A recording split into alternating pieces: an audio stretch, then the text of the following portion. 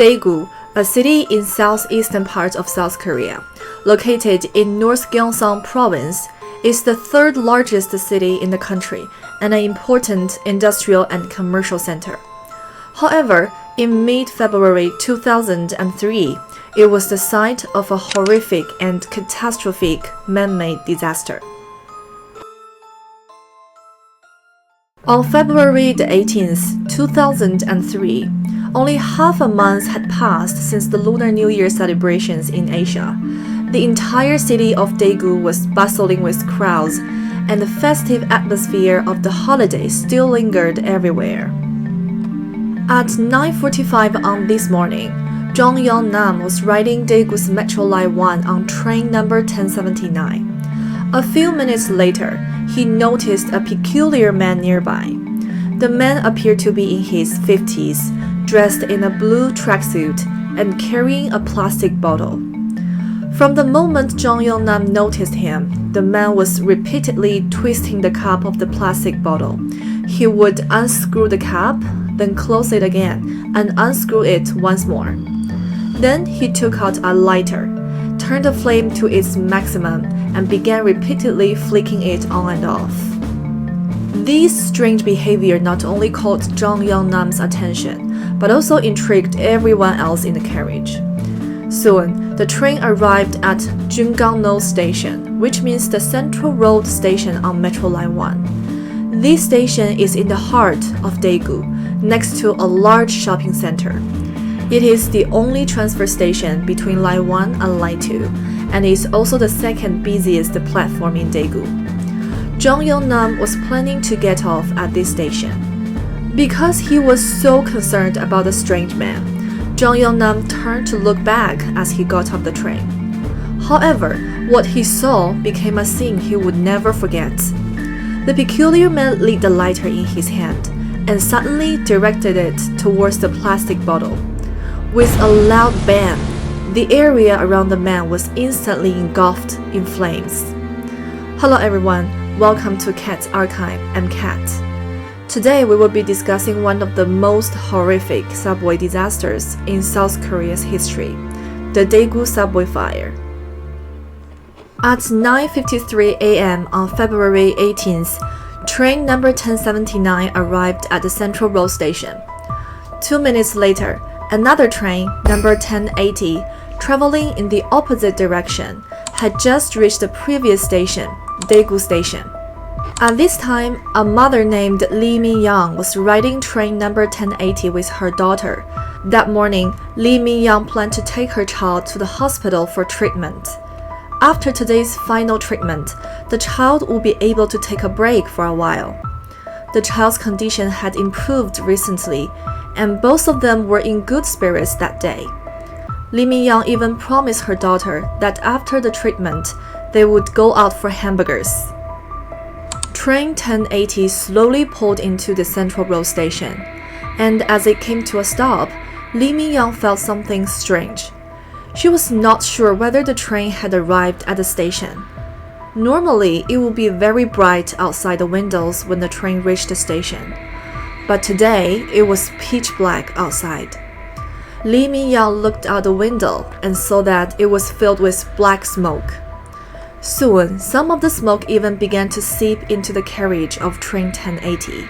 As she was still feeling confused by the scene in front of her, the train's announcement system suddenly came on.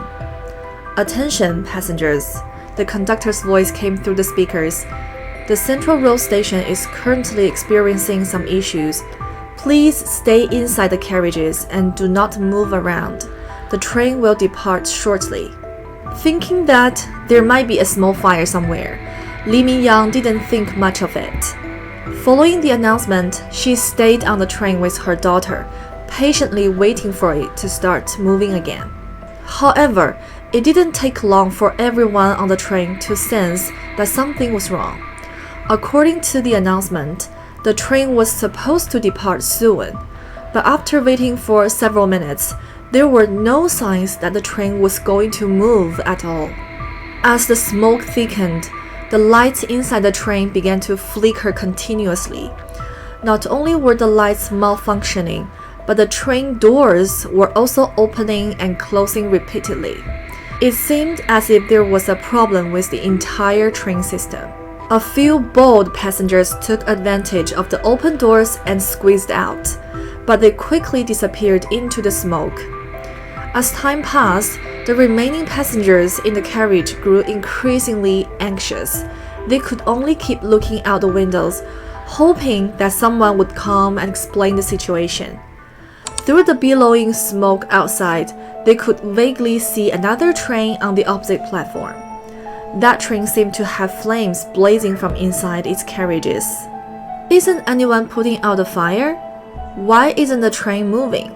Many people seeing the scene before them began to shout in panic. Amidst the chaos, there was a sudden click sound, and all the lights inside train 1080 instantly went out. The doors also slammed shut tightly. "Power's out!" someone exclaimed. The train car instantly descended into chaos. Passengers had no idea what was happening, but realized that the situation was spiraling out of control. Everyone began running around the carriage, trying to find an exit. Many people fell in the panic, and before they could get back up, they were trampled by those behind them, their screams echoing through the darkness.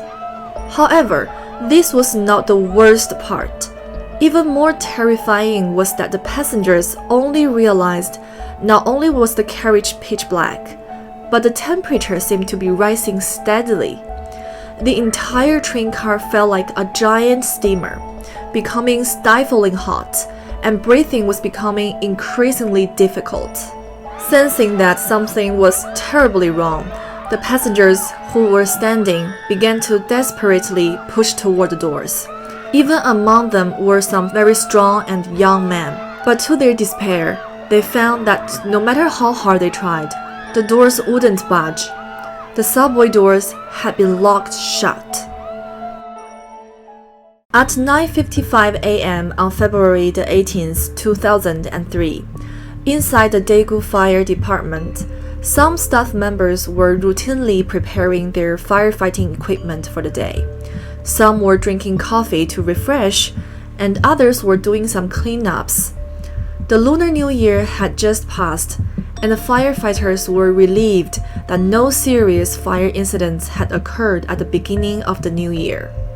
Little did they know, at that moment, that in just a few minutes, they would face the greatest mental trauma of their lives.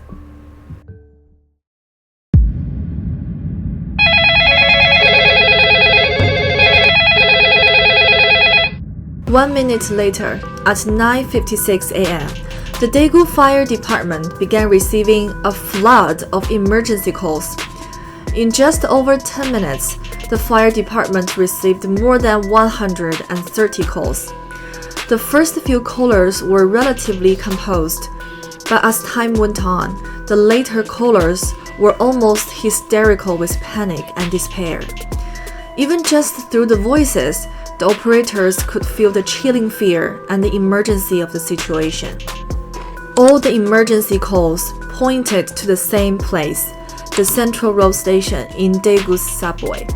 Within minutes, every fire truck and ambulance in Daegu was mobilized and headed toward the Central Road Station. Centered around the Central Road Station, almost everyone in the entire Daegu city area could see the black smoke billowing like a tornado. The thick smoke nearly covered half of the sky. By the time the fire trucks arrived at the scene, the traffic in the areas around the Central Road Station had already come to a standstill. The firefighters quickly got out of their trucks and organized their equipment. However, as they prepared to enter the subway station, they were all stunned. The entrance to the Central Road Station was engulfed in thick smoke, with nearly zero visibility. Apart from the faint sound of burning, they couldn't hear any cries for help. They had no way of knowing or even roughly estimating how many people were trapped inside or how many were still alive. The Central Road Station in Daegu was designed with 3 underground levels, The first level housed a shopping street, the second level was the waiting area, and the third level was the platform where the incident occurred. At 10:02, after a brief discussion with the subway staff on the surface, the firefighters formed groups of 2 to 3 and began descending underground to start a rescue operation for survivors. Meanwhile, the ground crew of the fire department started deploying hoses and working to extract the toxic fumes from the station. Because the subway was completely covered in thick smoke, the firefighters had to navigate in nearly zero visibility by feeling their way along the floor to gradually enter the underground area. As they made their way through the first level, one of them suddenly tripped over something. The lead firefighter reached down to feel what had caused the obstruction, only to realize that it wasn't an obstacle item, but people lying sprawled across the ground. These people had collapsed while trying to escape, having inhaled large amounts of toxic smoke. Each time a firefighter found someone, they quickly carried them out of the station. The 3 levels of the subway station were almost completely enclosed spaces. Despite their heavy firefighting gear, the firefighters could feel the rising temperatures. Some of them were even burnt all over their bodies, but they ignored the pain and continued to rescue the injured, carrying them out one after another. Thanks to their effort, many people who had collapsed on the first level were rescued. After just 8 minutes at 10:10, the firefighting teams began advancing to the second underground level. There, they discovered even more victims lying on the ground. Particularly when they searched near a rolling shutter door, many firefighters tripped and fell. Upon getting up, they realized that this area was densely covered with people lying on the ground. The shutter door was covered in handprints and footprints, and there was even a small hole scratched into the door by someone's fingernails, as if they had been desperately trying to breathe through it. All these people were already dead when they were found. It seemed that while trying to escape, they had lost their visibility and were blocked by the door in the darkness. In the end, they all perished in despair. 10 minutes later, at 10:20, the firefighters, after painstakingly searching, finally found the entrance to the third underground level. However, the temperature on the third level was extremely high. Despite several attempts to push through, even with their heavy firefighting gear, they were forced to retreat each time. As time ticked by, the temperature throughout the third levels kept rising. Something was still continuously burning. A sense of desperation gradually settled in the hearts of all the firefighters as they realized that no living thing could survive on the third underground level. At 11 a.m., after nearly 2 hours of relentless water spraying to cool down the area, the fire department finally managed to enter the third level. According to the recollections of the firefighters on site, as they entered, the only one thought that kept repeating in their minds was, "This is truly a living hell." At this moment, the third underground level was completely burned down and turned into a wasteland. They found 2 parallel subway trains at the station platform. Both of them were burnt gray. In train number 1079, the passengers had already evacuated. Do you remember we just mentioned that the doors of train 1080 were locked shut? When the firefighters reached train 1080, they had barely taken a few steps before their legs turned to jelly in horror. They saw numerous irregular, unidentifiable objects near the train doors and seats. Upon taking a closer look, they realized that all these unidentifiable objects were human remains.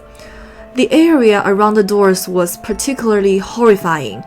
The densely packed bodies had been roasted and fused together by the intense heat, forming a gruesome heap that weighed at least 5 tons.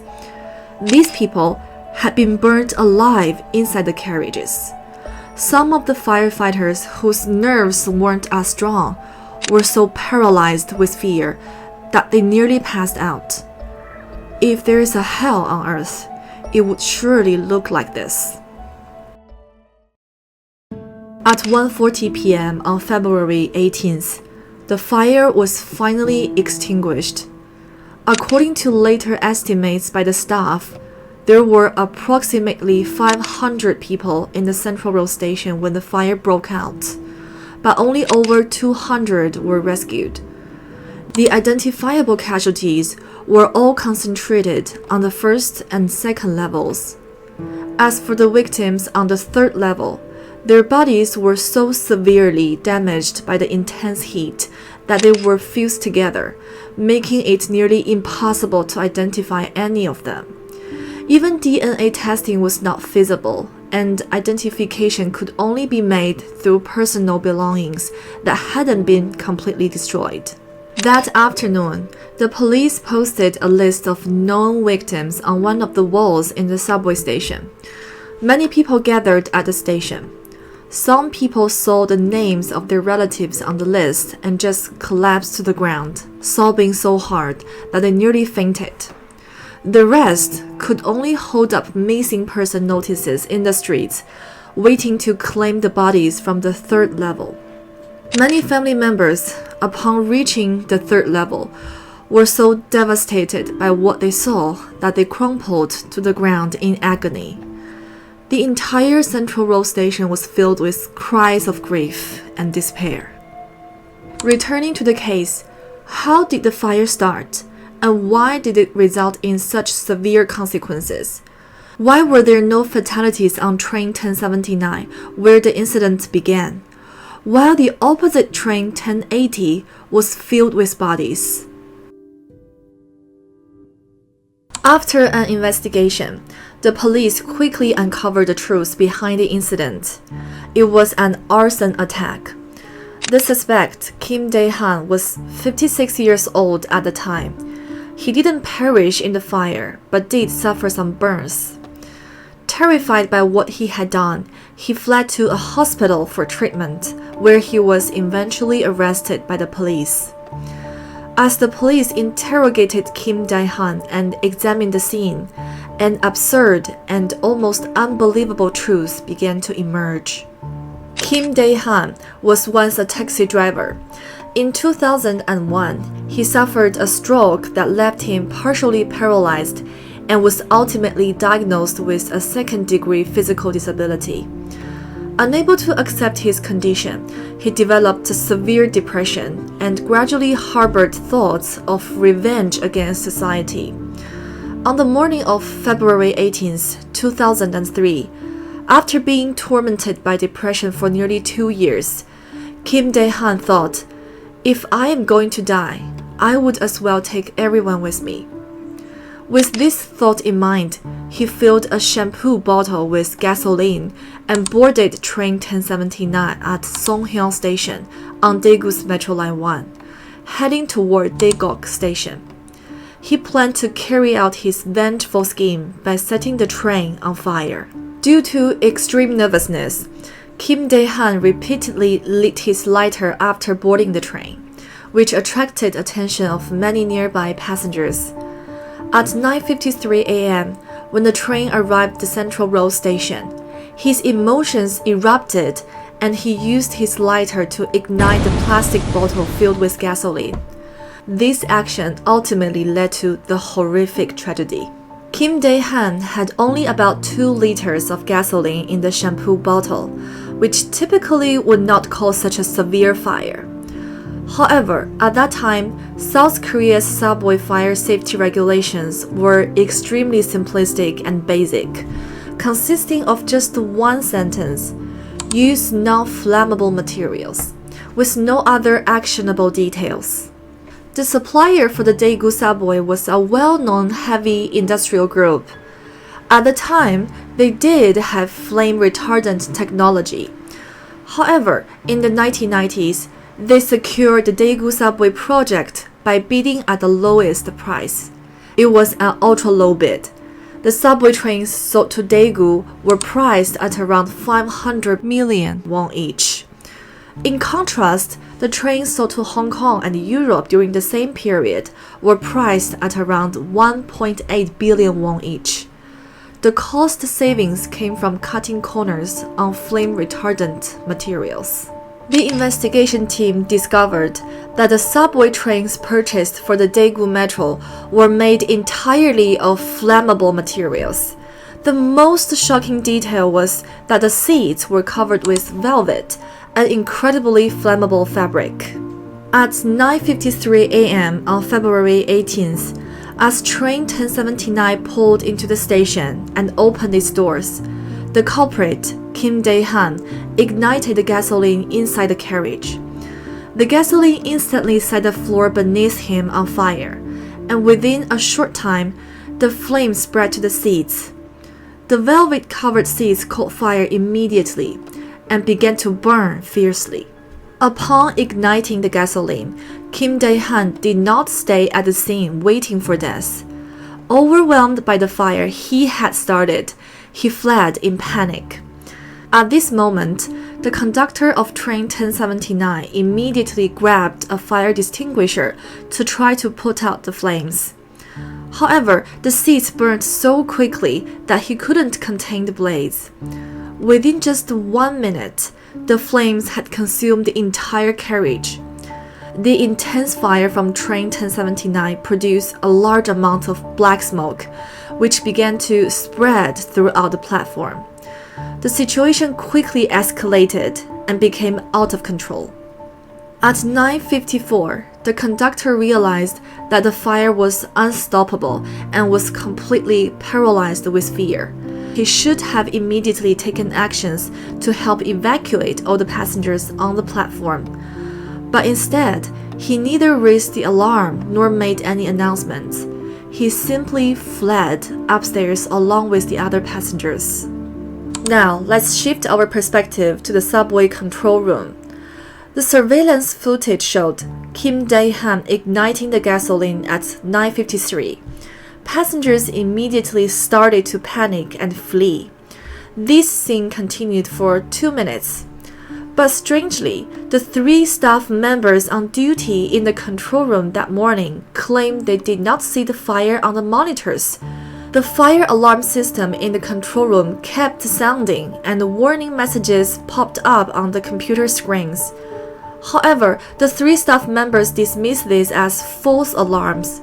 It wasn't until the fire had continued to burn for another 3 minutes that they realized the subway was indeed on fire and began calling the fire department.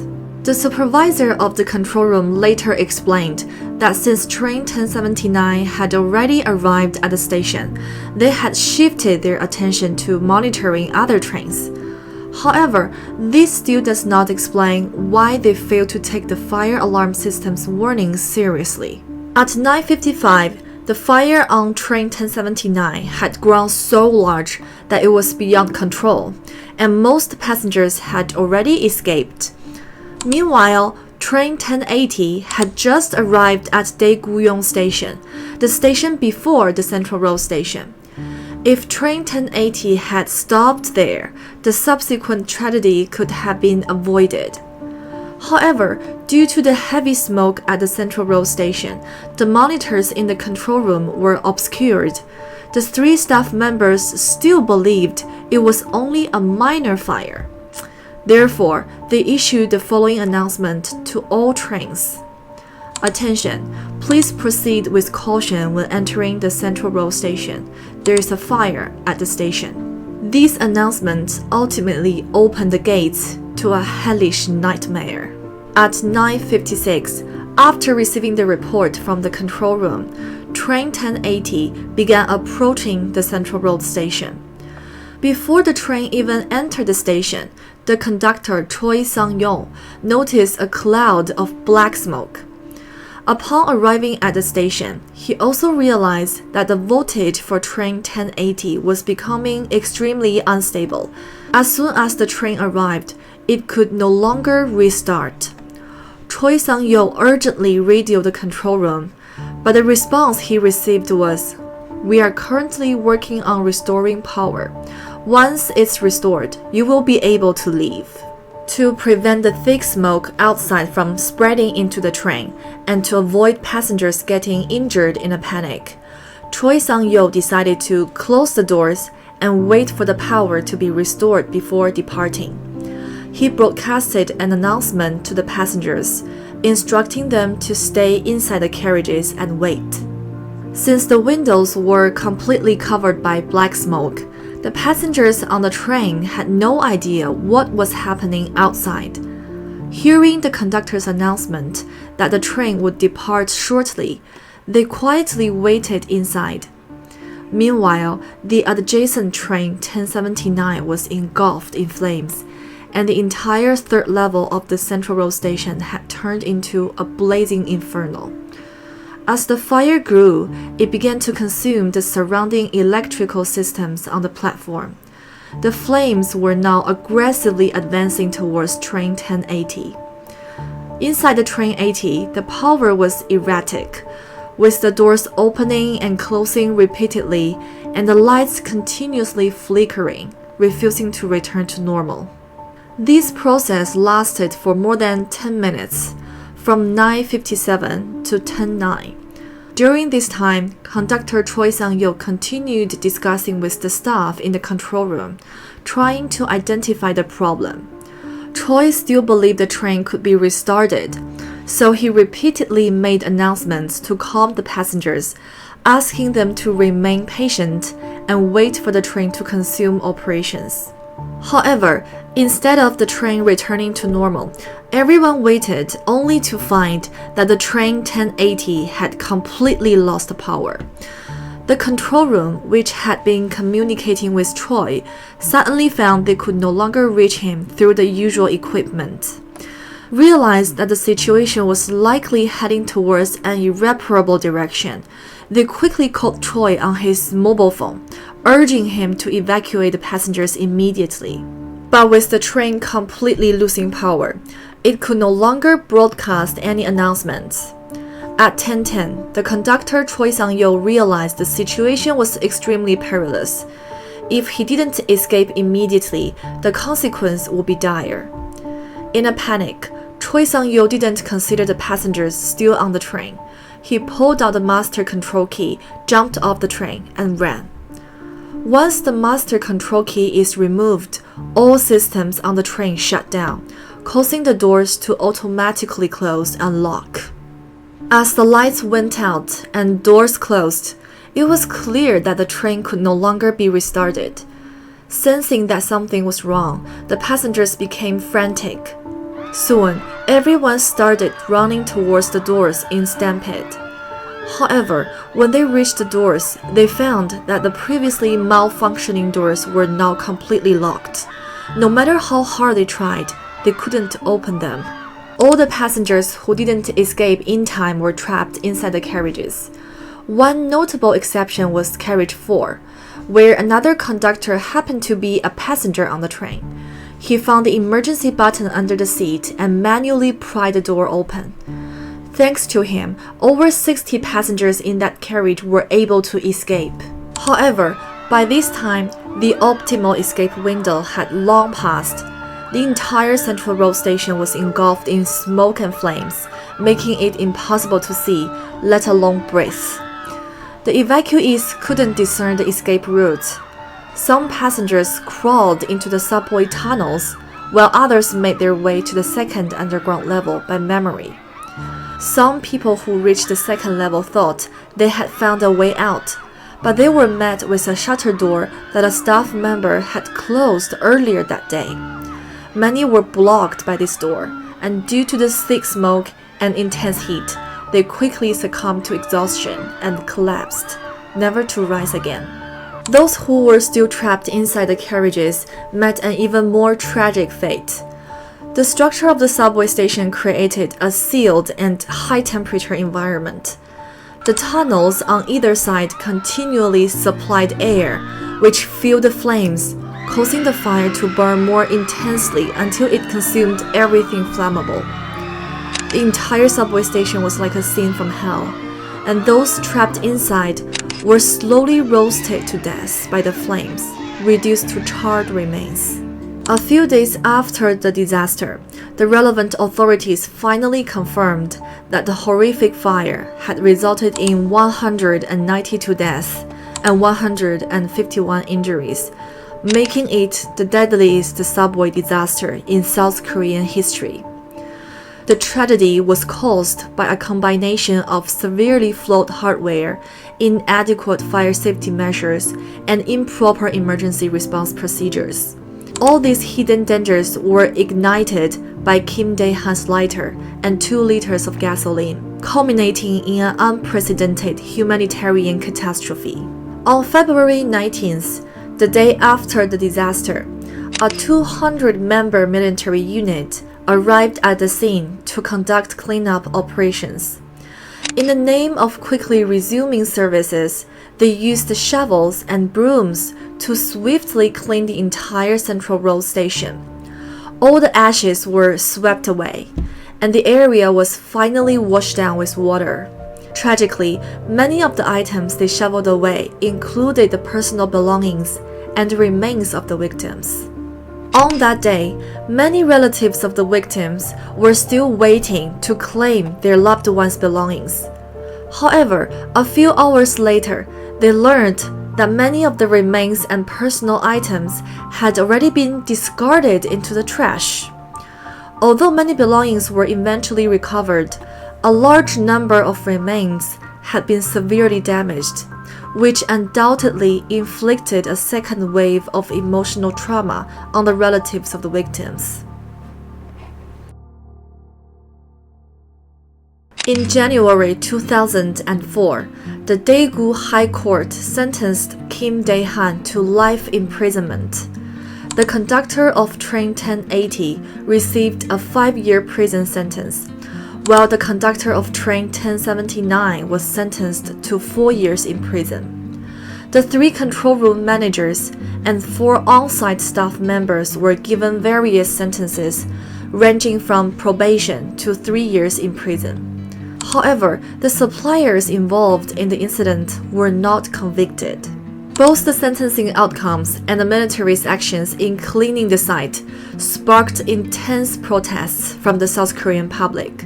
Many of the convicted staff members received imprisonment sentences that often involved confinement without mandatory labor, which is considered a relatively lenient form of punishment. Train 1080 conductor Choi Sang-yo disappeared for 11 hours immediately following the incident. During this time, he attended multiple meetings with high-ranking officials of the subway system. This led many to suspect that the convicted staff members were merely scapegoats, taking the fall for the higher-ups. A few days after the incident, the authorities held a rare and sorrowful exhibition at the disaster site. They organized 678 items of the personal belongings and over 4,000 photographs for the relatives of the victims to identify. The relatives, who still held on to a glimmer of hope, were utterly devastated when they saw the belongings. Some victims sent final messages to their loved ones before they died.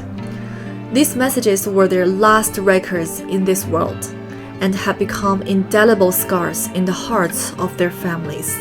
On February 19th, as one of the first family members to claim remains, Jung Jae-young found his daughter's necklace and his wife Lee Min-young's wedding watch. Judging by the condition of the bodies, it appeared that the mother and daughter had given up hope of survival. Instead of crowding near the subway doors, they remained in their seats, holding each other.